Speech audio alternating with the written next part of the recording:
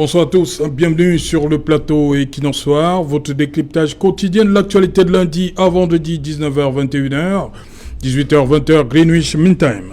Il y a longtemps, l'on n'avait plus vu le gouvernement se déployer sur plusieurs fronts.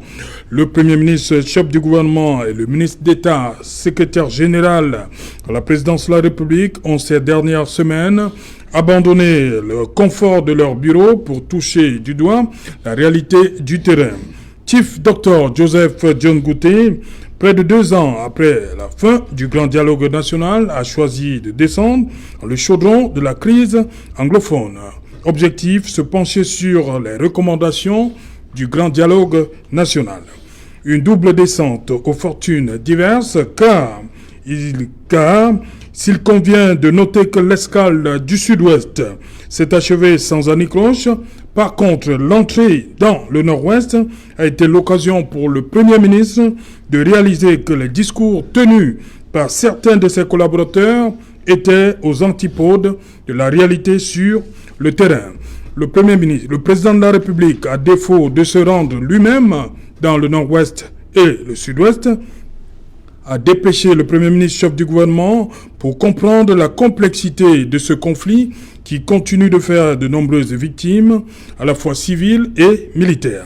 Paul Biya, comme à son habitude, a choisi de dépêcher le ministre d'État, secrétaire général à la présidence de la République, pour s'assurer que les infrastructures construites ou celles en cours de construction répondent au cahier des charges défini par la Confédération africaine de football.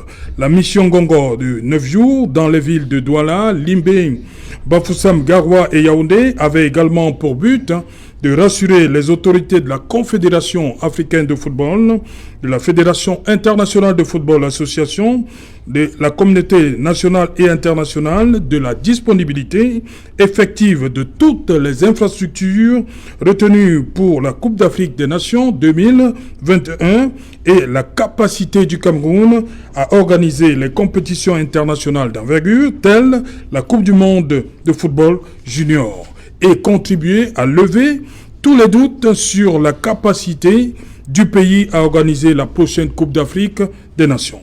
L'émissaire du président de la République a pu lui-même aussi constater, au-delà des problèmes d'hébergement que continue de poser le site de Garoua, devant abriter la poule D, il reste et se pose toujours le sempiternel problème du stade d'Olembe, stade qui devrait porter le nom Paul Biya. Madame, Monsieur, tout à l'heure à 20h, c'est la grande édition d'information présentée par Cédric Nouffelé. Je vous retrouve après pour Equinox Soir. Deuxième partie, ce sera le temps du débrief.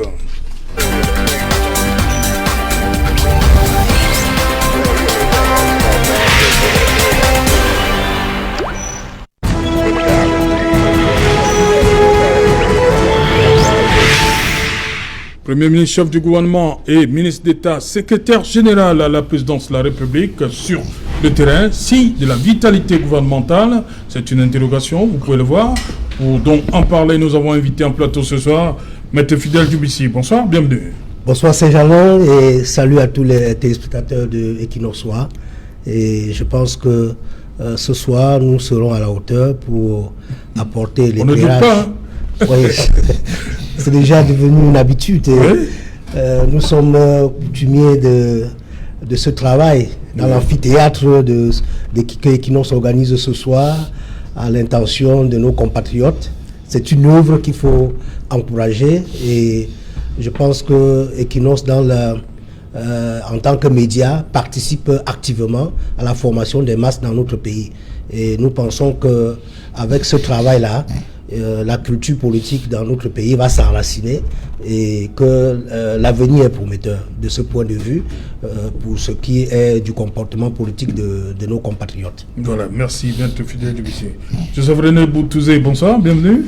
Oui, bonsoir. Ça fait un bon bout, hein. On ne vous a pas vu. Oui. Oui, parce que je suis un peu instable à Douala depuis un moment. Oui. Mais vous savez, vos programmes est tellement alléchant que à chaque fois que vous allez m'inviter, je vais venir. Oui. Et puis, vous savez, on a eu une activité très intense dans notre parti politique, le RDPC, avec le renouvellement des organes de base. Oui. Et naturellement, étant engagé, non seulement comme acteur au niveau de l'organisation, mais aussi comme candidat par la suite. Donc cela m'a pris énormément du temps. Oui. Donc, c'est bien, hein, vous êtes en forme, on ne voit pas de boss là, c'est bon. Ça veut dire que chez vous, ça s'est bien passé. Joseph René Boutouzé. Oui, ça s'est bien on passé. A accepté, le perdant a accepté là-bas. Oui, ça s'est bien passé. Le RDPC est une grande famille où nous faisons tous comme dans une grande famille. Ouais. Vous savez, des mémoires d'enfants jusqu'à cet âge, même dans les familles les plus unies, il y a souvent de temps en temps des petites voix qui peuvent s'élever, mais après on se resserre immédiatement. Mon adversaire que j'ai gagné chez moi, et moi-même nous sommes redevenus une unique personne pour combattre les vendeurs d'illusions qui sont pleins là dans l'environnement politique camerounais. Et nous attendons patiemment 2025. Okay. Bonsoir, Jean-Robert Wafo. Bonsoir, Serge Alain. Ainsi qu'à vos millions de téléspectateurs. Comment on a parlé de renouvellement aussi au sein du SDF. Hein, là, non, mais écoutez, vous ne faites pas de bruit. Pas de bruit, pas de tambour et de trompette, donc ni de trompette. C'est parce qu'ils ne sont pas nombreux. Non, je ne vous ai pas posé la question, Joseph René. Il faut respecter le pour savoir si de chacun. Pour savoir si nous sommes nombreux ou pas, organiser tout simplement des élections transparentes. Accepter les meetings pacifiques. Ne les interdisez plus. Si vous les interdisez, c'est parce que vous savez que vous êtes extrêmement minoritaire et qu'en fait vous êtes un parti administratif. Donc de notre côté, les choses vont sereinement. D'ailleurs, samedi prochain, nous allons tenir notre réunion du comité exécutif national. Bon, voilà, plusieurs sujets seront mis sur la table. Nous allons les aborder, les examiner en vue donc des échéances futures. J'ai entendu M. Boutouzé parler donc de 2025, comme s'il savait lire dans une boule de cristal. Vivement que ce soit 2025, mais vous ne pouvez rien contre la nature, qui pourra vous surprendre évidemment. Notre président sera candidat en 2025, je peux vous rassurer. Oui. Okay. Nous savons tous qu'il détient de façon magique l'horloge biologique. Voilà. Ok, merci. Bonsoir pour Saint-Koyo. Bonsoir. D'abord, je m'excuse pour le retard. J'étais dans un gros bouchon. Oui. Bon, merci encore une fois de plus de me convier à cet important plateau. Oui. Je pense que on va débattre, on ne va pas se battre. Oui. C'est mon espoir ce soir, quoi. Bonsoir à tout le monde. Bonsoir aux téléspectateurs. Comme d'habitude, je sais que ce sera un débat constructif. Voilà. Jean-Robert Wafo, je vous pose la question en premier. Est-ce que le Premier ministre chef du gouvernement a commencé le 21 septembre par Bouya. Il a passé quelques jours là-bas, temps de rentrer à Yaoundé. Le 5 octobre, il est reparti du côté de Bamenda et on a vu l'entrée dans la région du Nord-Ouest, ce que ça a donné là-bas. Le ministre d'État Ngombo, lui, à partir du 16 octobre, il a lancé cette mission-là d'inspection, d'information sur les sites devant habiter la Coupe d'Afrique des Nations qui va commencer le 9 janvier. Est-ce qu'il y a eu une relation entre ces deux événements, entre ces deux personnalités? C'est ça, j'allais au retour, vous avez titré là, PM et GPS sur le terrain, signe de vitalité gouvernementale. Non, en réalité, c'est un signe de cacophonie et de défiance. Si, de cacophonie, comment? Est-ce qu'ils cacophonie gouvernementale. Ils étaient dans le même couloir. J'en viens. C'est un signe en réalité de cacophonie gouvernementale et de défiance, n'est-ce pas, sur fond de préparation intense du grand soir. Vous vous rappelez, ça fait plus d'1 an et demi, je n'ai donc de cesse de parler du grand soir. Il y a des gens qui n'ont de la politique que ce qu'on leur rapporte de temps à autre dans les salons, qui se sont mis à se moquer de ce concept. Voyez-vous, ce qu'on a observé dans les déplacements, soit du Premier ministre et ensuite du SGPR, n'est-ce pas, est révélateur, n'est-ce pas, de ce qui est en train d'être activé dans l'appareil gouvernemental. Il est en train d'être activiste. Pourquoi? Parce que d'après la Constitution en son article 10 alinéa 3 dit ceci: en cas d'empêchement temporaire, le président de la République charge le Premier ministre, ou en cas d'empêchement de celui-ci, un autre membre du gouvernement, d'assurer certaines de ses fonctions dans le cadre d'une délégation express. Monsieur Serge, allons autour. Je vais commencer par le cas le plus récent. Oui. Le Premier ministre, en marge de l'inauguration, n'est-ce pas, d'une cérémonie pour le compte d'une cimenterie, ouais, dans le Nord, a profité pour aller au stade Rumdiadja. Il allait inspecter, il a fait le tour des sites de la CAN, prévu pour la prochaine CAN.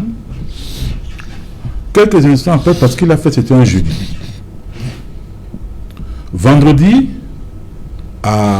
au journal de 17h, chaîne à capitaux publics, on lit un communiqué qui met en place une équipe conduite par, qui est conduite par le secrétaire général de la présidence de la République, à l'effet de procéder, donc d'aller inspecter les stades. Ils ont commencé, je crois, c'est par Douala, voilà, oui, ils sont allés Bafoussam, Limbé et puis Garoua. Je tiens à rappeler que le Premier ministre était déjà à Garoua. Qu'est-ce qui peut justifier? Dans quel pays a-t-on vu?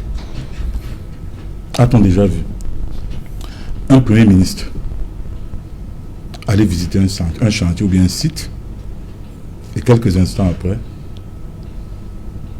c'est le secrétaire général de la présidence de la République qui va avec une forte délégation. Encore faut-il rappeler que dans cette délégation-là même, il y a un journaliste français qui a été, n'est-ce pas, désigné dans cette délégation, comme si les journalistes camerounais n'existaient pas, Serjano tout n'est pas là, c'est-à-dire qu'il n'existe pas, tout ce monde-là, les gens Lambert, personne n'existe ici au Cameroun comme journaliste. Alors, et ce journaliste est venu dire le stade de l'NB est hypothétique. Est-ce que le fait pour le secrétaire général de la présidence de la République de tacler le Premier ministre, parce que quand il est... Est-ce que ce n'est pas révélateur de ce que il a peur que le Premier ministre aille lui-même sur le site d'Olembe découvrir que ce n'est pas encore prêt? Mais une chose est sûre, c'est que ce sera explosif si le président de la République, qui est le garant de nos institutions, ne remet pas de l'ordre. Parce que vous voyez ce qui s'est passé à Bamenda. Pendant que le Premier ministre est à Boya, pour prêcher un message de paix, de réconciliation, d'activation de dialogue, le même jour, le ministre de la Défense est envoyé à Bamenda tenir un discours contraire. Il parle du durcissement de la stratégie militaire. Je parle du ministre de la Défense qui est membre du gouvernement, dont le PM est le chef. Quelques instants après, le Premier... Et je tiens à rappeler que le Premier ministre disait à chaque fois « Je suis envoyé par le président de la République ». Il précisait ça à chaque fois. Après le discours donc, du MINDEF, du ministre de la Défense, le Premier ministre est parti à Bamenda. Au niveau de Matazen, il y a eu des tirs de balles. Fort heureusement, ça n'a pas atteint. Mais alors que le ministre de la Défense est arrivé par hélicoptère à Bamenda, qu'est-ce qui peut bien justifier que le Premier ministre également ne soit pas arrivé par hélicoptère? C'était pas le choix du écoutez, écoutez, il y a des paroles diplomatiques. Quand on occupe une certaine fonction, on ne s'appartient plus. Donc, le président de la République peut dire, me voilà, je suis à tel endroit, mais sa sécurité, on peut dire, monsieur le président de la République, nous sommes d'accord. C'est risqué, et on le fait accompagner par des drones. Donc c'était pour dire quoi? Oui, rapidement, les autres vont réagir. On a comme l'impression que ce qui est en train de se passer, c'est la contestation systématique, n'est-ce pas, de la position du Premier ministre, qui visiblement ne rentre pas dans les différentes factions qui sont en train de se préparer pour le grand soir, avec ce que ça comporte comme nerf de la guerre. Je m'arrête là pour moi. Voilà, Joseph René Mboutouzé, restons sur l'escale de Garoua. Le Premier ministre se trouve à Garoua pour... il fait donc un tour, comme a dit Jean-Robert Wafo, pour visiter les infrastructures de ce côté-là. Et il dit qu'à 17h, il y a la mission Gongo qui est mise sur pied. Le lendemain, on doit commencer par Douala, faire le tour de tous ces sites-là qui vont abriter la CAN 2021 qui va commencer le 9 janvier 2022. Oui, vous savez, Jean-Robert, il fait exprès. Parce que il sait bien officiellement ce que le Premier ministre allait faire à Garoua. Le Premier ministre était parti à Garoua pour inaugurer l'extension de l'usine de la ciment Kamafiguine. Et en toute responsabilité, donc, étant à Garoua, puisqu'il s'était séjourné dans le nouvel hôtel que le président de la République vient d'offrir au peuple de cette ville, le Ribadou. Et en toute responsabilité, il est allé regarder l'évolution de la conformité du stade de Rumdi Adja, dont il n'avait pas une visite officielle de ce stade. Et maintenant, c'est en toute responsabilité en tant que Premier ministre. Or, il se trouve que le SGPR soit à la tête d'une task force qui est chargée de rendre ces stades opérationnels le 20 janvier de 2022.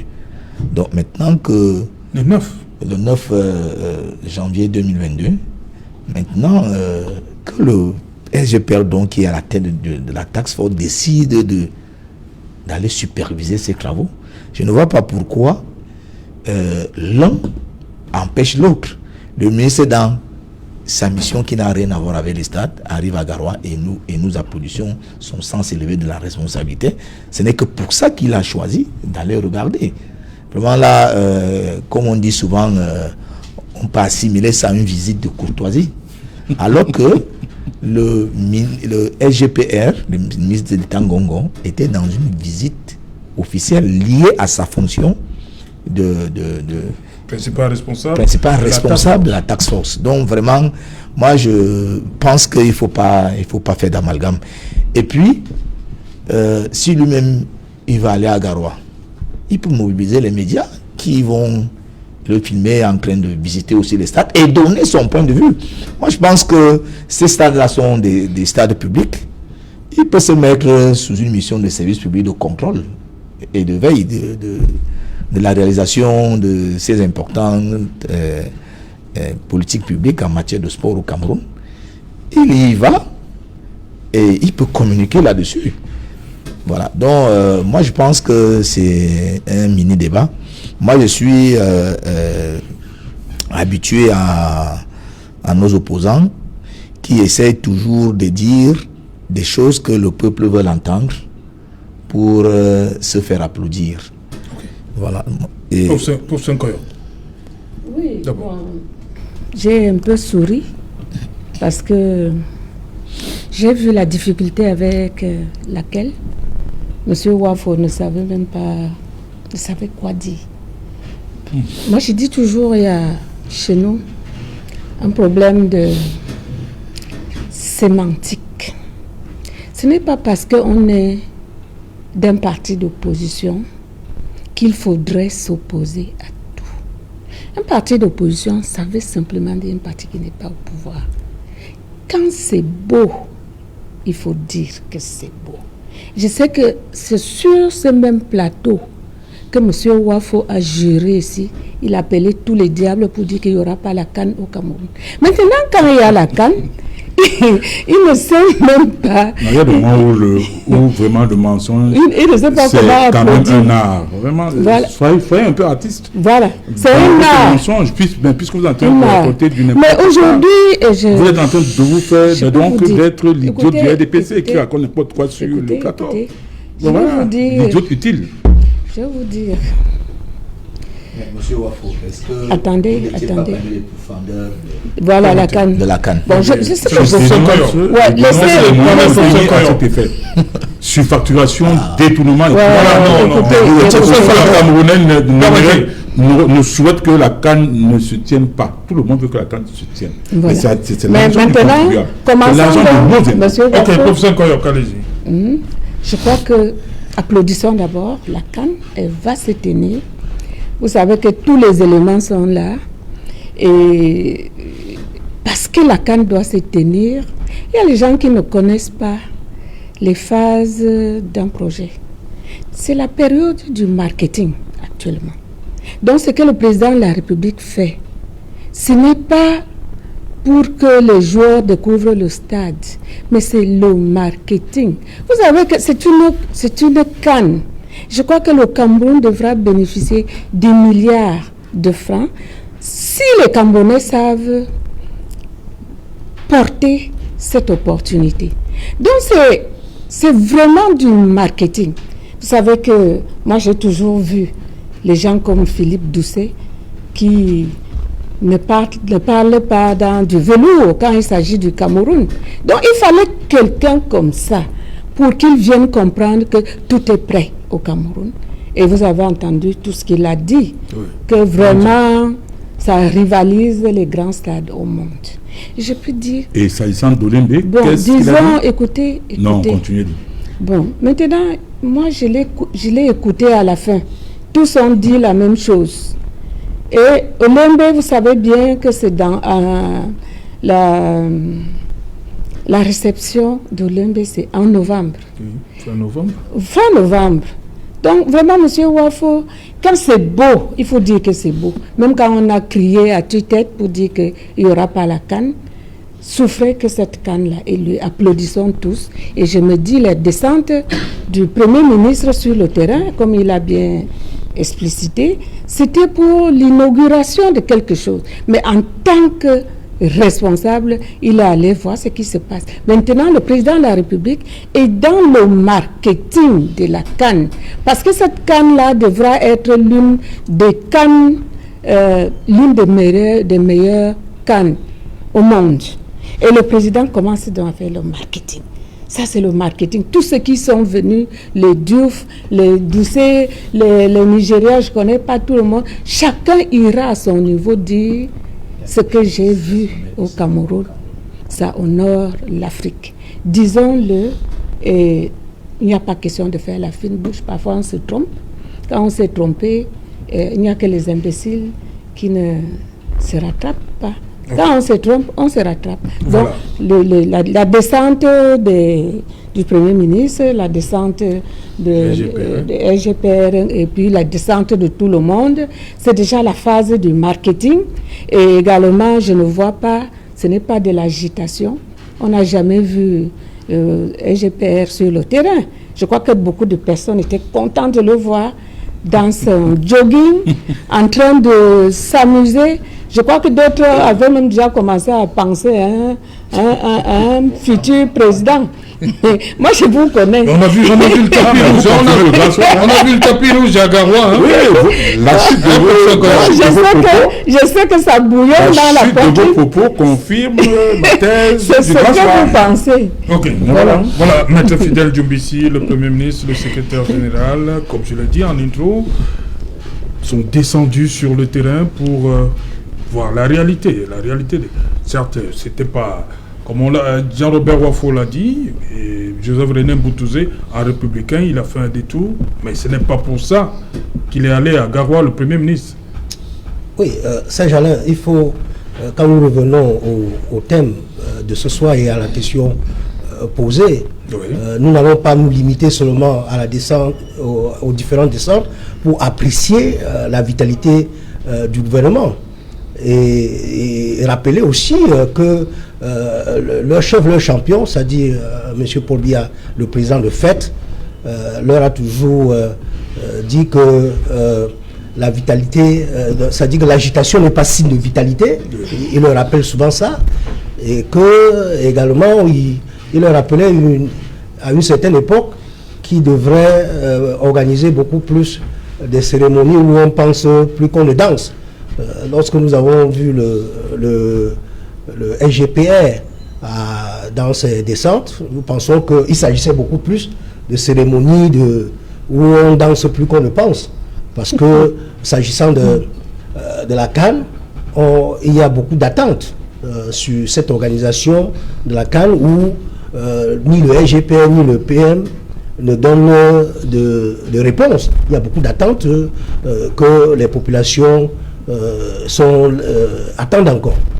Et lorsque le rôle d'un gouvernement, c'est quoi? Le rôle d'un gouvernement, c'est de protéger ses populations, c'est de travailler pour la prospérité et également travailler pour la subsistance. Lorsque nous analysons à travers des critères par lesquels on peut apprécier la vitalité d'un gouvernement, nous commençons par voir, par exemple, à l'écoute. Est-ce que c'est un gouvernement qui est à l'écoute de son peuple? C'est un gouvernement que nous avons remarqué qui n'est pas à l'écoute de son peuple. Et quand nous parlons d'écoute, il faut que ce soit sur des questions qui concernent la nation, les questions qui préoccupent nos populations.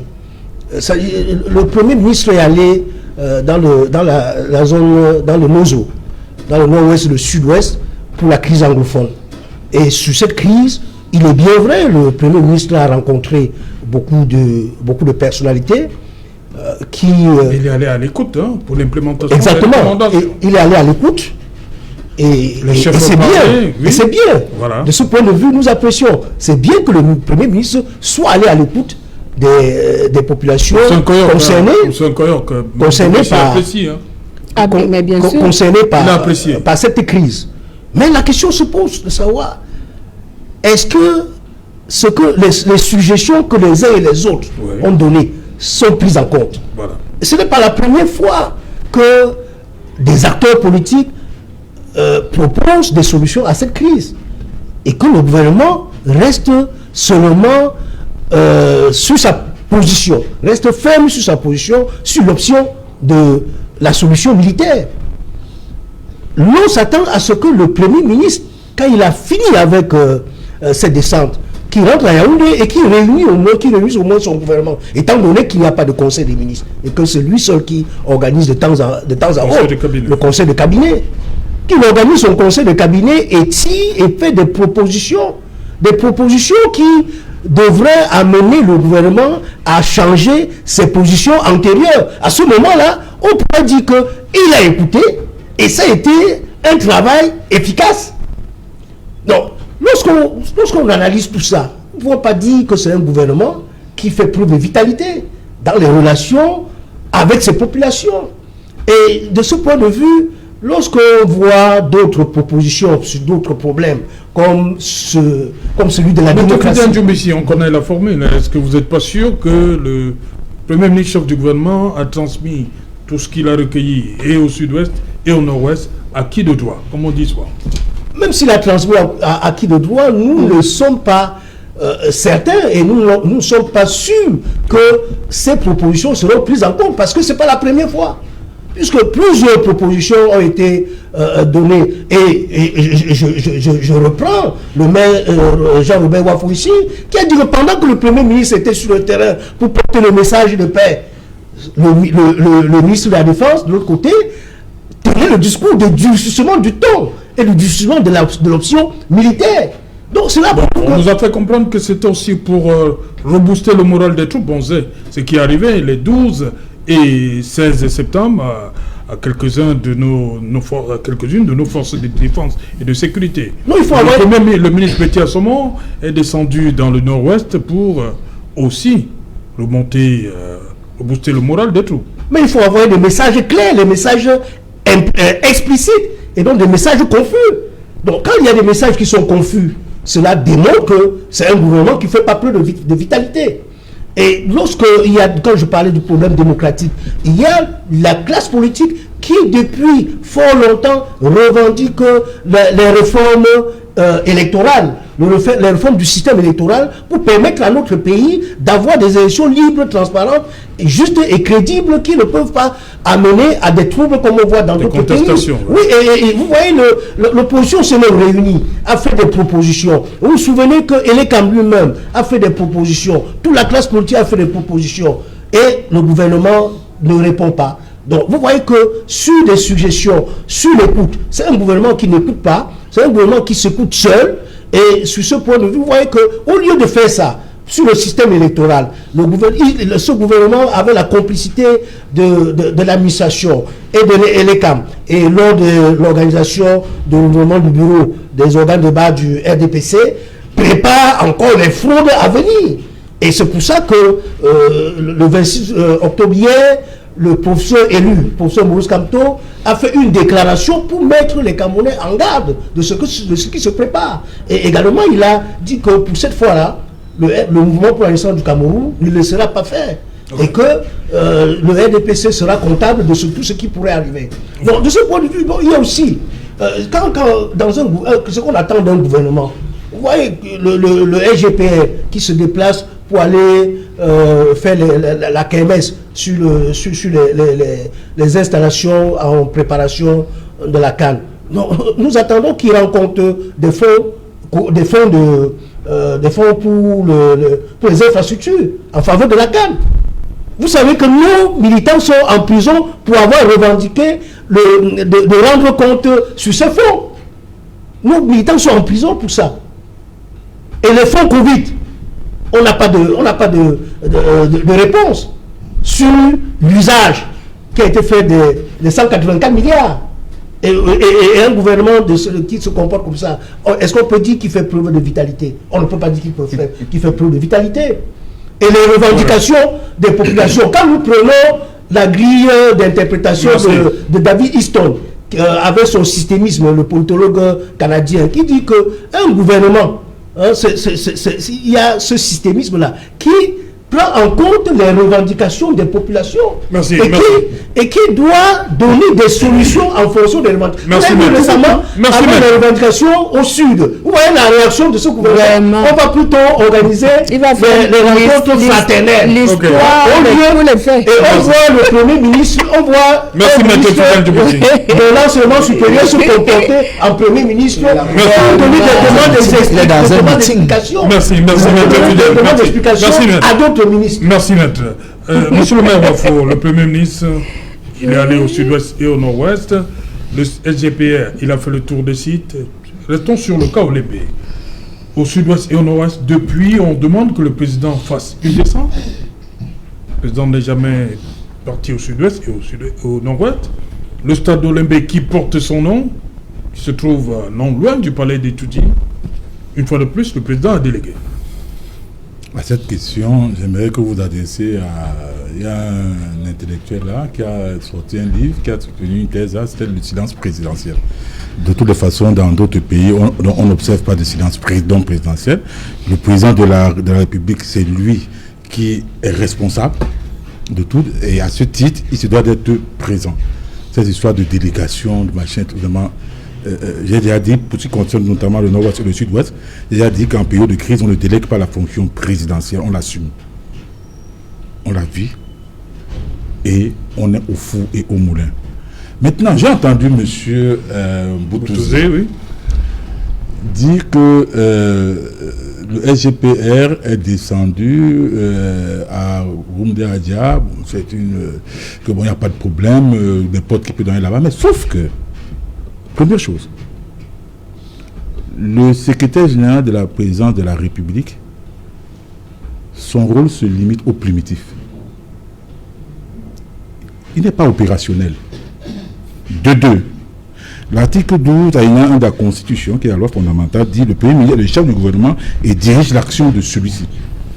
Le Premier ministre ne peut pas aller, et le SGPR est ministre d'État. Ministre d'État. Le SGPR ne peut pas aller. Le Premier ministre peut pas aller quelque part Et le lendemain, on met sur pied une commission qui reviendra là où il était. Et puis de deux. Mais dans quel pays a-t-on déjà vu quelqu'un être ordonnateur? Il réceptionne, il contrôle. Vous avez vu ça où? Dans quel pays au monde? Mais vous, du RDPC, vous devez être déçus et choqués. Quelle est cette façon de gouverner ce pays? Le SGPR, le secrétaire général de la présidence de la ministre d'État, il est le président de la task force, non? C'est lui qui ordonnait les décaissements. Pourquoi va-t-il encore contrôler? Il peut dépenser 100 francs et puis bon, lui vous dit, il a dépensé ses 1000 francs. Non, en fait, il faut dire les choses clairement. Ce n'est pas une opération de marketing ou de communication. Parce que si c'en était on aurait par exemple vu le ministre de la Communication être associé à cela. Parce que c'est lui qui est chargé, de vendre l'image du parti, l'image du gouvernement. Il n'est pas là. Il m'est même revenu que jusqu'à présent, sur les 13 milliards, il y avait une quote-part qui est dédiée au ministère de la Communication, mais monsieur René Emmanuel n'a rien eu. Tout encore bloqué là-bas au niveau de la présidence de la République.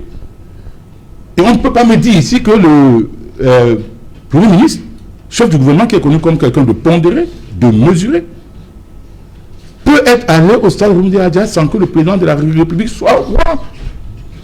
Mais vous voulez dire quoi? Mais vous croyez que la République fonctionne comme ça? Pas du tout. Et je vais même plus loin. Parce que on a vu aux obsèques du sultan, Feu Ibrahim Bobo Djoula, paix à son âme. On a vu qui était le représentant personnel du chef de l'État. C'était le premier ministre chef du gouvernement. Allez demander à ceux qui y étaient. Dans le protocole, il était question qu'il fasse un discours. En dernière minute, on l'a taclé. Et c'est plutôt le secrétaire général du RDPC qui a fait ce discours. Pourquoi? Pourquoi? Le problème, je vous ai dit, vous avez vu ce qui s'est passé dans le Sud avec le Refras. Non, avec la rencontre dont la repasse. On est fatigué de... Non, écoutez, vous allez voir aujourd'hui. Tous les jours, vous chantez la Madame, professeur Cole, ne jouez pas à l'idiote utile du RDPC. C'est-à-dire, mais maîtrisez-vous tout de même. Tous les jours. On a vu tout un ministre. Oui. Le ministre des Travaux publics est interpellé. Quand il s'est permis de dire que pour les routes du Sud, il y a des gens qui lui ont demandé de faire des surfacturations sur le bitumage de certaines routes. Et puis il a refusé. Dans un pays normal, quand même, le procureur de la République l'aurait déjà interpellé. Interpellé qui? Le ministre, pour qu'il parle, pour qu'il dise de quel fonctionnaire il s'agit. On aurait déjà dû le faire. Mais voilà. Ce que je veux vous dire rapidement, permettez qu'il réagisse avant le journal. Non, permettez. Ce que vous venez Mboutouzé, non, rapidement. Oui, je voudrais que M. Wafo sache que le RDPC n'a pas des considérations de ce qu'il appelle le grand soir. Le RDPC est un parti qui est bien organisé. Lorsque vous entendez souvent dans le RDPC la discipline du parti, ce n'est pas pour faire plaisir au président Paul Biya. C'est une valeur qui est partagée par l'ensemble des militants du RDPC. C'est une valeur. Ce n'est pas un clin d'œil au président de la République, c'est une valeur qui est partagée. Ça veut simplement dire que le moment venu, lorsque le RDPC choisirait son candidat, tous les militants de l'RDPC se mettront derrière ce candidat. Cela, il faut le comprendre. Donc, le désordre ne viendra jamais du RDPC. Bon, voilà. Et maintenant, si vous croyez que l'action... au moins 10 mois. Ça vous regarde. Après, si vous croyez... Monsieur Wafo... Ne rêvez pas. Si vous croyez que la vie de vos partis politiques, vraiment, c'est de vous occuper de tous les petits détails du RDPC et du gouvernement. C'est normal que je m'occupe de mon adversaire politique. Parce que moi, je lise la météo non, voudrais que vous présentez au peuple quelles sont vos projections, quel est votre cadre logique? Quel est votre bilan? Les élections arrivent en 2025. Quel est votre bilan après 40 ans? Laissez-moi parler, monsieur. Les élections arrivent en 2025. Maintenant, vous ne faites rien. Vous chantez comme la fourmi, comme la cigale. Et quand 2025 va arriver, vous allez encore le Sud-Ouest en 2025. Voilà. Merci, on vous a compris. Donc, vous allez encore voilà. Et comme la cigale, vous allez commencer à pleurer. Bonsoir Cédric, on menu ce soir. Bonsoir Serge Alain, bonsoir aux invités. Ce soir, dans le chapitre infrastructure, nous allons vous montrer les images de ces populations qui se font porter sur le dos, faute de ponts et de bacs, pour traverser les cours d'eau profonds à leur risque et péril dans le Mayo Bagno, département situé dans l'Adamawa, l'un des plus enclavés du pays. Et vous verrez également le calvaire que vivent les populations résidant à Edea, là où l'état des routes ne cesse de se dégrader. Nous parlerons également ce soir de cette pandémie de coronavirus. En l'espace de 4 mois, 1000 nouveaux cas actifs et plus de 300 nouveaux décès enregistrés, alors que la campagne vaccinale piétine. Que proposent des phytothérapeutes et que fait le gouvernement pour inverser la courbe? Nous en parlerons dans le journal de 20h. Nous évoquerons l'insécurité qui inquiète des acteurs économiques à Douala, en plein cœur de Nouvelle. 2 microfinances ont reçu la visite des brigands dans la nuit de mardi à ce mercredi. Nous ferons le point dans le journal de 20h. C'est Alain. Voilà, madame, monsieur, l'essentiel de tous ces titres, c'est dans le 20h de Cédric Noufelet. Quant à moi, je vous retrouve pour le débrief du journal. Ce sera tout de suite après.